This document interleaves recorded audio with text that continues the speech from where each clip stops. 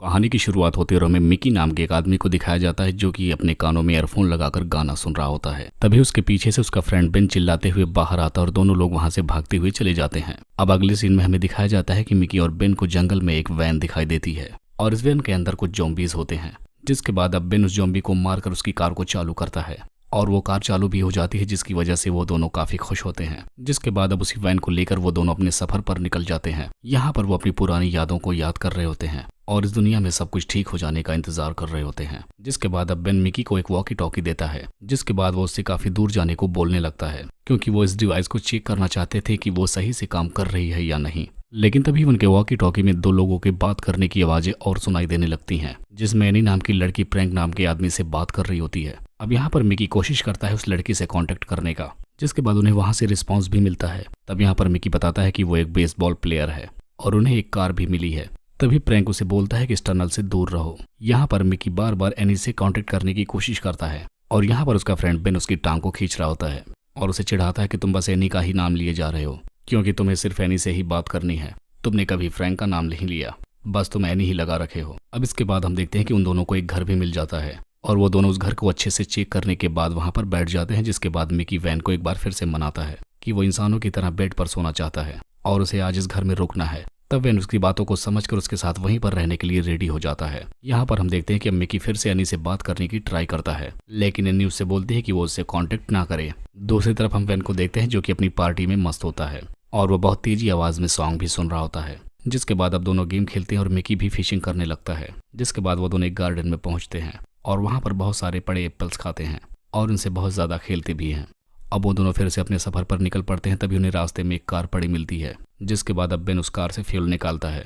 तभी मिकी देखता है कि वो कार गर्म हो रही है, जिसकी वजह से उन्हें पता चल जाता है कि इस कार को अभी जल्दी में ही यहाँ पर लाया गया और यहीं आसपास उनके कोई इंसान जरूर है। जिसके बाद अब बेन उसे चेक करने के लिए बोलता है। तभी वहां पर अचानक से एक आदमी आकर मिकी के गले पर चाकू रख देता है और इधर बेन भी अपनी गन को उसी आदमी पर पॉइंट कर देता है। लेकिन यहाँ पर वो आदमी बेन से बोलता है कि उसे सिर्फ उनकी कार की चाबी चाहिए, वरना वो मिकी को यहीं पर मार देगा। अब यहाँ पर बेन उसे बातों में फंसाने की कोशिश करता है। यहाँ पर वो उससे उसका नाम पूछता है। तब यहाँ पर हमें पता चलता है कि उसका नाम जेरी होता है और बेन अब उसको चाबी देने के लिए भी रेडी हो जाता है और उससे कहता है कि पहले वो मिकी को जाने दे। और जेरी को बेन बोलता है कि चाबी कार में ही है और वो बोलता है कि वो अपनी गन को तभी डाउन करेगा जब वो मिकी को जाने देगा। अब हम देखते हैं कि जेरी मिकी को छोड़कर कार के अंदर जाने लगता है, लेकिन वो चाबी बेन के पास ही होती है। जिसके बाद अब बेन जेरी को गोली मारकर उसे मार डालता है। तभी हम देखते हैं कि दोनों की तरफ फिर से एक गाड़ी आने लगती है। जिसके बाद अब वेन उनकी तरफ गन पॉइंट कर देता है। तब वहां से एक लड़की उससे बात करने की कोशिश करती है। वहां पर वो बताते हैं कि उनकी एक आदमी कार चुरा कर ले जा चुका है।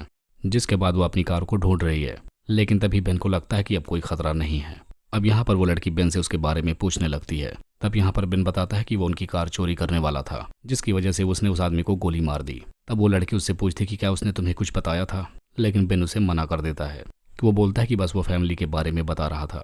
जिसके बाद मिकी बोलता है कि क्या तुम उसे देखना चाहोगी, लेकिन वहां पर वो लड़की उसे मना करके जाने लगती है।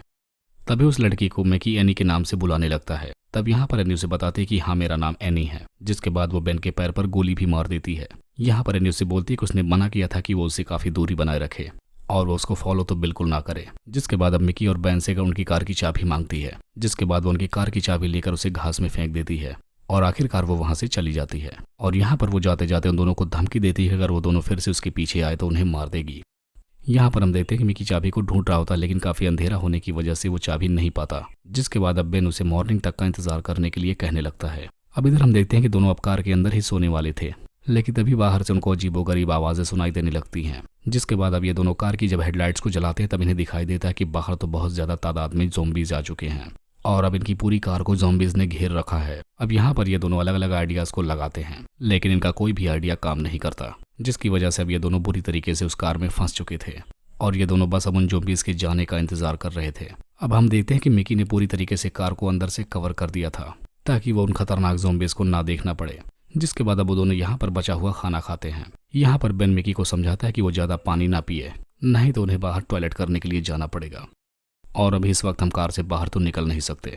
अब इसके बाद हम देखते हैं कि बेन और मिकी पार्टी करते हैं क्योंकि उन्हें लगता है कि उनकी जिंदगी का आखिरी पल चल रहा है।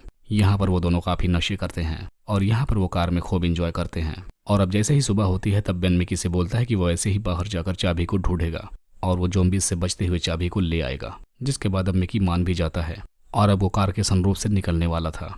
और अब मिकी कैसे भी करके वैन से बाहर निकल जाता है और इधर बेन मिकी का इंतजार कर रहा होता है काफी देर से। और यहाँ पर वो उसका इंतजार करते हुए बहुत ज्यादा सिगरेट पीने लगता है। तभी उसे अचानक से मिकी की आवाज सुनाई देने लगती है, जिसके बाद अब वो फिर से सनरूफ को खोलता और मिकी अंदर आ जाता है। अब यहाँ पर बेन देखता है कि मिकी के हाथ में ज़ॉम्बी का बाइट हो गया है, जिसके बाद अब वो उसे कार से निकल जाने के लिए कहने लगता है और अपनी गन उसके ऊपर पॉइंट कर देता है। यहाँ पर मिकी उसे जिंदा रखने की मांग करता है, लेकिन फिर भी बेन उसे मार डालता है। और अपने दोस्त को मारने के बाद वो बहुत ज्यादा दुखी होता है, जिसके बाद अब वो वॉकी टॉकी पर एनी को धमकी देता है कि उसका दोस्त उसकी वजह से मारा गया है। अब वो बोलता है कि उस बात का बदला लेगा। अब थोड़ा टाइम गुजर जाने के बाद वो जब कवर को हटाकर देखता है तो उसकी कार से सारे ज़ॉम्बीज जा चुके थे और वो इस मौके का फायदा उठाकर कार से बाहर निकलकर पैदल ही जाने लगता है। लेकिन तभी वो देखता है कि उसके पीछे बहुत सारे ज़ॉम्बीज लग गए हैं, लेकिन वो कैसे भी करके आगे बढ़ता रहता है। और इसी को दिखाते हुए इस मूवी की यहीं पर एंड हो जाती है।